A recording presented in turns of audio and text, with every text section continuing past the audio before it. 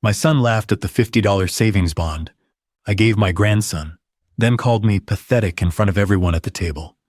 What he didn't know was that every car he drove, every trip he bragged about, every brick of that big house he showed off, was still sitting quietly under my name. So that night, while they slept, I reached for the tiny card hidden in my shoe and decided it was time he learned who really owned the life he flaunted. Before I go on, I just want to say thank you for being here. These old stories I carry, they're pieces of a life lived quietly, loved deeply, and sometimes hurt more than I ever admitted out loud. If you'd like to hear more, I'd be grateful if you'd subscribe, and maybe tell me where you're listening from. It means more than you know, having someone out there who still wants to hear an old man's truth.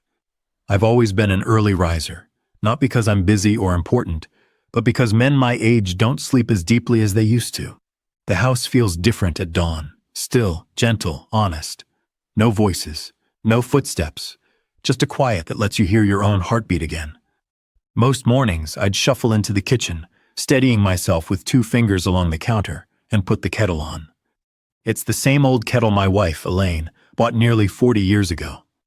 A small dent on the side, a little rattle before it boils, but reliable. She used to joke that the day didn't start until the kettle cleared its throat. I'd sit in my old oak chair, watching the light stretch across the tile floor. Not much of a routine to anyone else, just a man and his thoughts.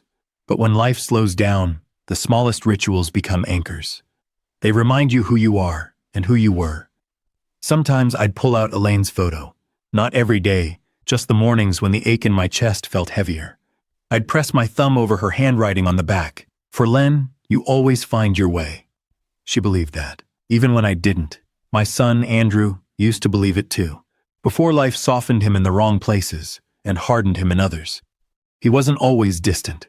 When he was a boy, he used to trail behind me like a shadow. He'd watch me fix fences, rebuild engines, patch the roof, whatever needed doing. I'd show him how to hold a hammer properly, how to keep his fingers safe, how to listen for the small things machines whisper when they're about to give up. Back then, he admired those lessons. Back then, he admired me. But somewhere along the way, maybe after he married, maybe after money started moving through his hands faster than good sense, he stopped seeing the value in quiet work. He started talking like wealth was something owed to him, not something earned. Still, despite the shift, I kept my door open. That's what fathers do. When Andrew asked if I could stay with them for a few weeks to help with some house issues, I didn't hesitate. I packed a small bag, tucked Elaine's picture inside, and drove over. I told myself it'd be good. Time with my son, time with my grandson, time in a house that wasn't so silent all the time. And in the beginning, it was good. Evan, my grandson, brought life back into my tired bones. He'd run to me with toy cars, with school drawings, with a smile so wide it softened everything inside me. That boy is the only light in that house brighter than the morning sun. Andrew's wife, Brianna, was polite enough at first. A little sharp, a little proud, but civil. I kept to my corner, fixed the leaky faucet, tightened the fence posts, rewired the porch light. I didn't want to be a burden. I didn't want to feel like a guest. I just wanted to help. Some evenings, Evan would crawl into my lap and ask for stories, real ones, not fairy tales. He wanted to know how I built things, how I learned things, how I made it through the years when money was tight and hope was thin. He listened with wide eyes, like every word mattered. Those were the moments that kept my heart steady. But slowly, the tension started. Little things at first. Brianna sighing when I sat in the living room. Andrew rolling his eyes when I asked if they needed help with anything. Whispers between them that stopped the moment I entered the room. I felt it, that shift. That quiet kind of distance that grows when pride replaces gratitude. I didn't confront it. Didn't want to. Didn't think I needed to. I kept telling myself, they're young, they're stressed, let it pass. But one evening, while the sun was setting and the dining room table was set for dinner, I felt something inside me tighten. A quiet warning, a pressure I couldn't name yet. It wasn't the tension, it wasn't the looks, it was the silence. That heavy, waiting kind of silence, like the air before a storm breaks. I didn't know it then, but that silence was the last real peace I'd feel for a long time. Dinner that night should have been simple. Roast chicken, mashed potatoes, Warm bread on the side. Nothing fancy, just a family meal. But the moment I sat down, I felt the shift, that tightness in the air that tells an old man exactly when he stopped being welcome. Andrew kept checking his phone. Brianna kept whispering into her wine glass. And I just sat there, hands folded, waiting for someone to speak like they remembered I existed. Evan was the only one who smiled. "Grandpa, I saved you the big roll," he said, lifting it proudly from the basket. His mother gave him a quick, sharp look. "Evan, don't encourage him to eat too much bread before dinner." The boy wilted a little. I forced a smile to keep him from sinking further. "It's all right, buddy." "Thank you." We started eating in a silence that didn't feel like peace, more like a room holding its breath. Halfway through the meal, I reached into my pocket and pulled out a small white envelope. I'd been waiting all week to give it to Evan. Nothing extravagant. Just a $50 savings bond I'd bought during a grocery run. I slid it across the table toward him. "Here you go, kiddo. Something for your future." He perked up instantly. "Is it money, Grandpa? Real money?" Before I could answer, Andrew snatched the envelope off the table. Fast, sharp, cruel. "What is this?" he asked. "A savings bond," I said. "For Evan, something to grow over time." He stared at it with a smirk that didn't belong on the face of the boy I raised. "A savings bond? $50. He chuckled. Then he laughed louder. A hollow, mocking laugh that echoed through the dining room. Brianna covered her mouth, trying to hide her grin. "Oh, wow," she whispered. "That's sweet. Not kind sweet. Pity sweet. The kind that cuts deeper than any insult." Evan looked confused. His father kept laughing. "You know, Dad, for a man who talks so much about saving and planning, I figured you'd give him something real. Not pocket change." My fork paused halfway to my mouth. Pocket change. From a man who never asked where his mortgage help came from. From a man who never wondered how the down payment for his house cleared so fast. From a man whose company survived its roughest year because a quiet, hidden hand steadied the books. I swallowed slowly. Calmly. "It's not about the amount," I said. It's about being cheap," Andrew snapped, tapping the envelope against the table. "You could have given him something meaningful, something impressive, something that actually shows you care." Evan's little face flushed. "Dad, Grandpa does care. Stay out of it." Andrew cut in. I felt that one deep in my chest. Not because of the words, but because of the tone. He talked to his son the way he was now talking to me, as if kindness was some sort of currency he refused to spend. A long silence stretched across the table. No one moved. Andrew leaned back, shaking his head. "Honestly, this is embarrassing. A savings bond. What century are you living in?" Then, as if humiliation wasn't enough, he reached toward me, slipped his hand into the pocket of my jacket hanging on the chair, and pulled out my key ring. Just like that. "What are you doing?" I asked, my voice low. He jingled the keys with a childish smirk.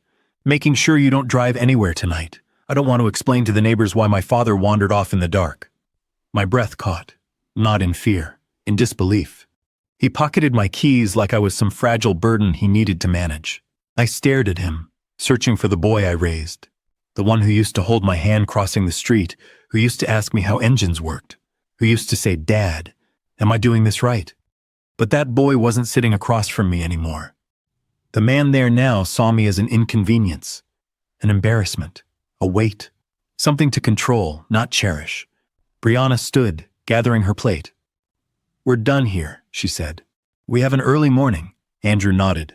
He tossed the envelope back onto the table without looking at it. "Next time, Dad," he said, "try not to act like you're broke." Evan reached for the envelope slowly, protectively. He looked up at me with wide, confused eyes. "Grandpa, it's okay. I like it." I forced a smile that hurt more than anything I'd felt in years. "I know you do, buddy." They walked out of the dining room one by one, leaving me alone with cold plates, dim light, and the sound of my own breathing. I sat there for a long time, long after the house went quiet, long after the lights upstairs clicked off. My hands rested on the table, steady, too steady. Because in that awful silence, something inside me didn't break, it simply settled. A calmness colder than anger, a stillness sharper than rage. And in that stillness, I realized something simple, undeniable, and final. I did not raise my voice. I did not curse. I did not slam a single thing. But something inside me went very, very quiet. And that's when I knew I would not stay silent. I didn't leave the dining room right away. The chair felt heavy beneath me, the air thicker than before, like the whole house was exhaling after what had just happened. I stared at the empty plates, the crumbs, the half-finished glasses, all the little remains of a meal that had started as family time and ended as something else entirely. I heard them upstairs, doors closing, muffled voices, the television flicking on in the bedroom. Life continued for them like nothing had happened, like the moment they stripped me of dignity wasn't worth a second thought. I sat there until the grandfather clock in the hallway chimed 9, then 10, then 11. Each chime felt like a reminder. You don't belong here anymore. Eventually, I stood and made my way to the small guest room, the one they called the storage room, before clearing enough space for me to sleep in. A narrow bed, a side table with a lamp, a window that barely opened. I closed the door quietly behind me and leaned against it for a moment, letting the silence swallow me whole. I didn't cry, not because I didn't want to, but because older men, we learn how to bury emotion so deep it starts to feel like part of the bone. I sat on the edge of the bed, elbows on my knees, staring at my hands. These hands raised a son, fed him, taught him, wiped his tears, held him when he was small and afraid. Now he barely looked at them without disgust. The savings bond envelope lay in my pocket. I pulled it out, smoothing it with my thumb. I didn't think about the $50. I thought about my grandson's face when I handed it to him. The excitement, the pride, the pure joy of being seen. Kids understand love in ways adults forget. I placed the envelope on the nightstand beside the lamp and breathed out slowly. A long, heavy breath. The kind that carries years of exhaustion, hurt, and unseen sacrifice. Around midnight, rain started tapping against the window. Soft at first, then harder, then steady. Rain at night always takes me back. Back to the years when Elaine and I lived in that small starter house with the leaky roof. We'd sit under blankets, letting drops fall into old pots and pans we scattered across the floor. She'd laugh and say the house was singing. We had nothing then, but we had each other. I thought about the nights I worked double shifts so Andrew could have the things I never did. The school trips, the new shoes, the college tuition I covered without letting him see how tightly I had to pull the budget. He used to thank me with hugs that meant something. He used to sit with me on the porch and ask about life. He used to care. Somewhere along the way, he stopped remembering who helped build the world he stands on. That was the part that hurt the most. Not the insult, not the laughter, the forgetting. I lay back on the bed, watching the faint glow of the lamp spill across the ceiling. Sleep wouldn't come. It rarely does after pain like that. I thought about walking out right then, picking up my bag, leaving the house, driving until the hurt thinned out enough to breathe again. But then I thought of Evan, his small hand gripping mine, his eyes bright with trust, his voice calling, "Grandpa, look." I couldn't leave without a plan. I couldn't leave him with parents who treated respect like a luxury item. So I stayed. Not for Andrew, not for Brianna, for the little boy whose heart hadn't hardened yet. At some point around 2 a.m, I sat up again. The house was silent except for the rain and the occasional groan of the old heating pipes. I walked to the window and pushed it open just enough to feel the cool, wet air on my face. I stood there for a long time, letting the rain mist my skin, letting it wash away the noise inside my head. There's a certain clarity that comes in the late hours, a kind that doesn't arrive during daylight or in conversation. It comes when you're alone, when you're hurt, when you're finally willing to see the truth without dressing it in excuses. And the truth was simple. My son didn't respect me anymore. Not as a father, not as a man, not even as a human being. He believed I had nothing left to offer, nothing left to protect, nothing left worth valuing. But he was wrong. Because while he mocked that small envelope, he had no idea what I carried quietly in my pocket every day. He had no idea what still sat in my name. He had no idea how many sacrifices were disguised as luck in his life. He had no idea that the man he dismissed so casually still held the keys to every corner of his world. I closed the window gently and returned to the bed. I didn't feel anger rising. I didn't feel rage boiling. What I felt was quieter, colder, resolve. Slow, steady, certain. I wasn't going to lash out or scream or demand apologies. No, I was going to think. I was going to take my time. Weigh every option. Reflect on every memory. And plan. Very, very carefully. Because sometimes, the most powerful revenge isn't loud or sudden. It begins with a whisper. And that night I whispered to myself, enough. Then after a long silence, another thought settled in. If they won't remember what I gave, then they'll learn what I can take back. If you're still here, thank you for listening. Stories like this remind me that patience isn't weakness. It's quiet strength. I didn't sleep when the house finally went quiet. Not even for a moment. I sat on the edge of that narrow bed in the small guest room, listening to the faint hum of the refrigerator down the hall, the only thing in the house that felt steady. Around midnight, I turned on the little lamp beside me. Its soft yellow glow pushed back the darkness just enough to show me my own hands, old, veined, but steady. Steadier than my heart, even. And for the first time since that dinner, I didn't feel ashamed. I didn't feel small. I didn't feel like the burden they wanted me to believe I'd become. I felt alert, awake, anchored. I leaned down, loosened my shoelace, and slid out the tiny gray micro SD card I kept hidden inside the insole. No one knew about it. Not Andrew, not Brianna, not anyone in this house. To most people, it would look like nothing, just a small piece of plastic with a sliver of metal. But to me, it was the heartbeat of everything I'd built. This card held the master access to the real family trust. Not the simplified version Andrew bragged about. Not the one he believed he'd eventually control. The real one. The one Harold Dalton, my lawyer of 20 years, helped me set up after Elaine passed. Back when grief still sat heavy on my chest and I didn't know who to trust except her memory and his counsel. That card protected everything. The properties, the investments, the emergency funds, and most importantly, the amendment only Elaine and I ever planned for. The one meant to protect Evan if life ever twisted in the wrong direction. I held the tiny thing between my fingers and sighed. All right, I whispered into the empty room. Let's begin. The first call I made was to Dalton. He answered on the first ring. Leonard? It's late. Is everything okay? No, I said quietly.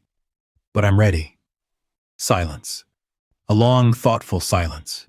You're talking about the clause, he said. Yes. Another pause. Then a soft exhale. Are you absolutely certain? I closed my eyes.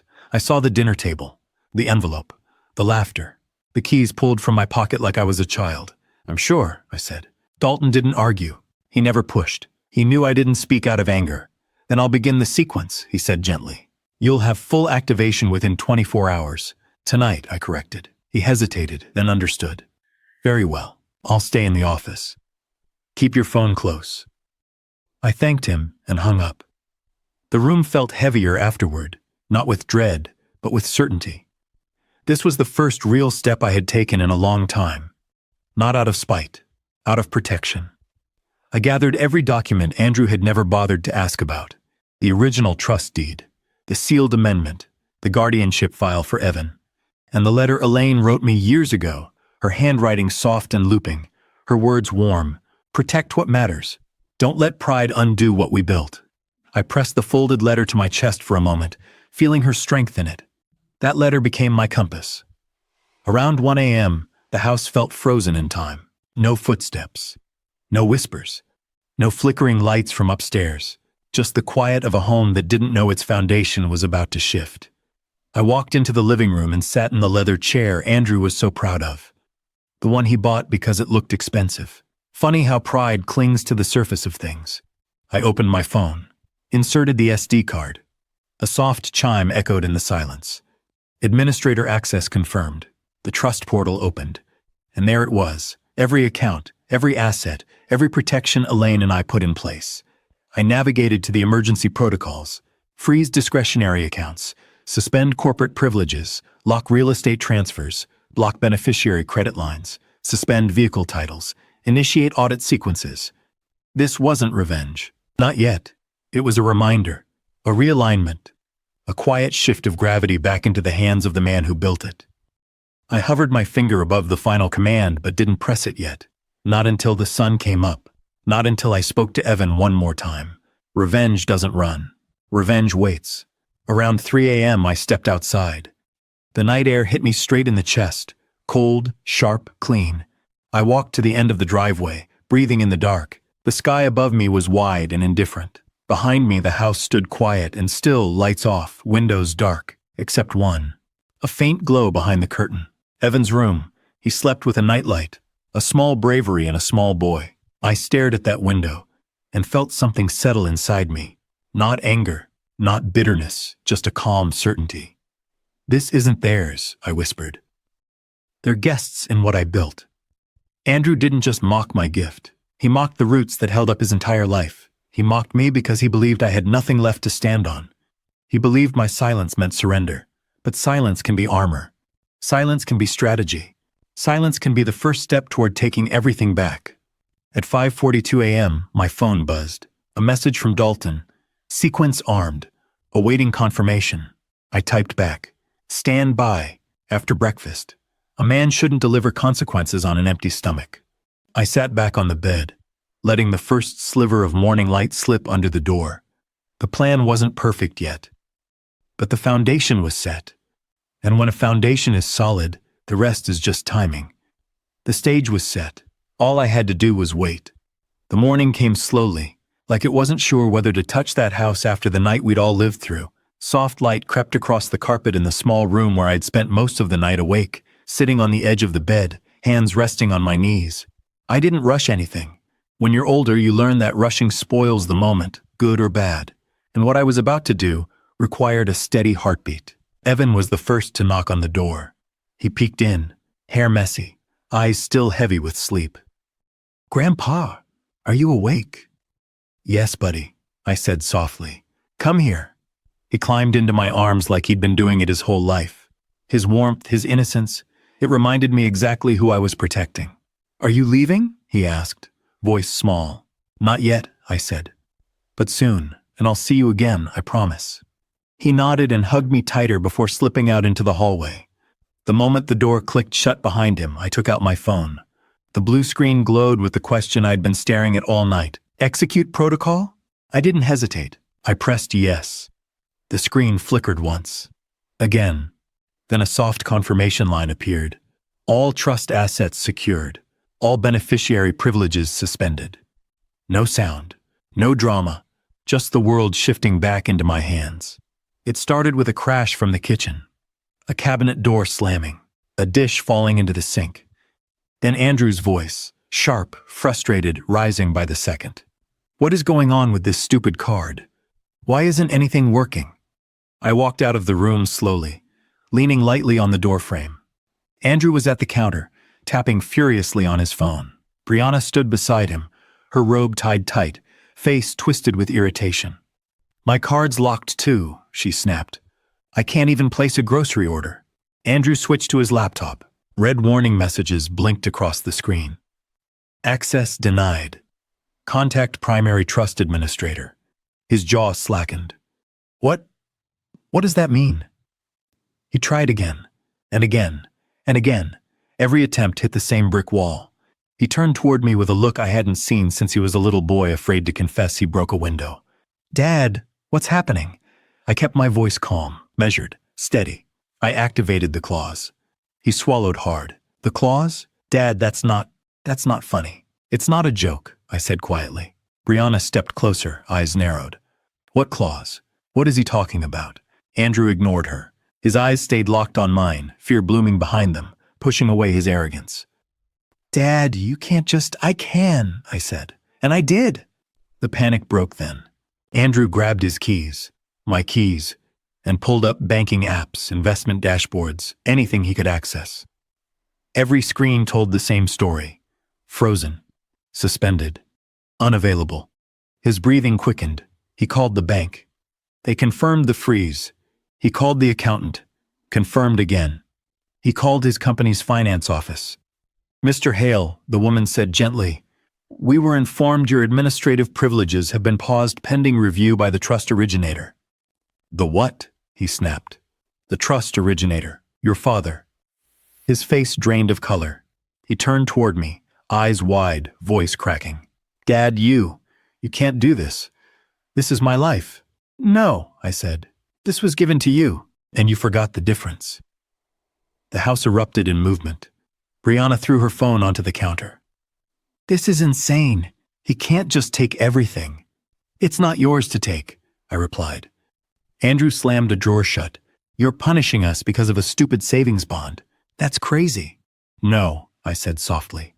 I'm protecting the trust because of how you treated me and what you're teaching your son. He froze. For the first time all morning, he had nothing to say. I didn't yell. I didn't lecture. I didn't shame him. I simply reached into my pocket and pulled out a small set of keys, the spare ones he didn't know existed. His eyes widened. You're leaving? Yes. You can't just walk out. I can, I said again. And this time, you won't take anything from me on my way out. He flinched, not from anger, from the truth hitting him harder than any scolding ever could. I walked toward the door, each step slow and steady. Before opening it, I turned back. Andrew, I said softly, you didn't lose my trust last night. You lost it years ago. Last night, you just confirmed it. His mouth trembled. We're family, he whispered. I nodded sadly. We were. The morning light spilled through the open door. Not warm, not bright, just honest. I stepped outside, closing it gently behind me. No slamming, no shouting. Just a quiet exit.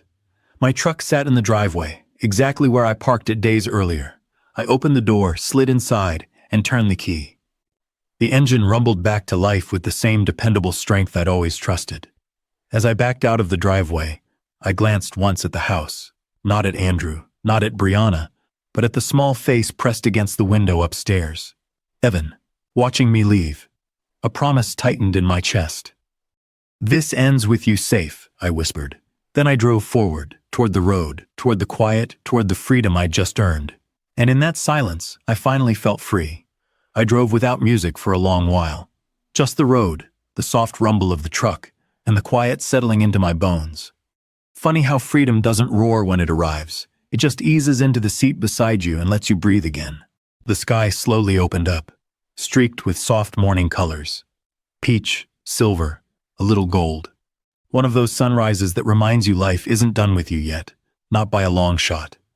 I pulled into a small diner just off the highway, the kind with cracked leather booths, a bell above the door, and a waitress who greets you like an old friend whether she knows you or not. Coffee, sweetheart? She asked. I nodded. Please. I sat near the window, hands wrapped around the warm mug, watching people come and go, everyone with their own story, their own battles, their own quiet truths. For the first time in what felt like years, my chest didn't feel heavy. I didn't feel small. I didn't feel dismissed or pushed aside. I felt steady. I thought about the long title of this story. My son mocked my cheap gift to my grandson, so I took back the fortune he thought he owned. People might hear that and think the revenge was about the gift, or the laughter, or the insult. But it wasn't. It was about something deeper, older, sacred, respect. Once that's gone, everything else starts to crack. My son forgot that. He forgot the hands that held him up. He forgot the sacrifices hidden in his successes. He forgot who quietly protected him all these years. And maybe that's the hardest part of aging. Not the aches, not the slower steps, but watching the people you love drift away from the values you prayed they'd carry. Still, I don't hate him. I don't wish him harm. Life will teach him what I no longer can. But Evan, that boy, still knows love, still knows gentleness, still sees me, not as a burden, not as an embarrassment, but as a grandfather who loves him with everything left in him. And that is enough to build on. I finished my coffee, left a few bills on the table, and stepped back into the cool morning air. The world felt wide again, open, honest. Justice isn't loud. It isn't quick. It isn't meant to destroy. Sometimes, justice is simply choosing a life where your dignity stays yours. Respect, once lost, can be reclaimed if you wait for the right moment. Would you have done what I did? Tell me in the comments, and if my story stayed with you, I'd be grateful if you subscribed for more.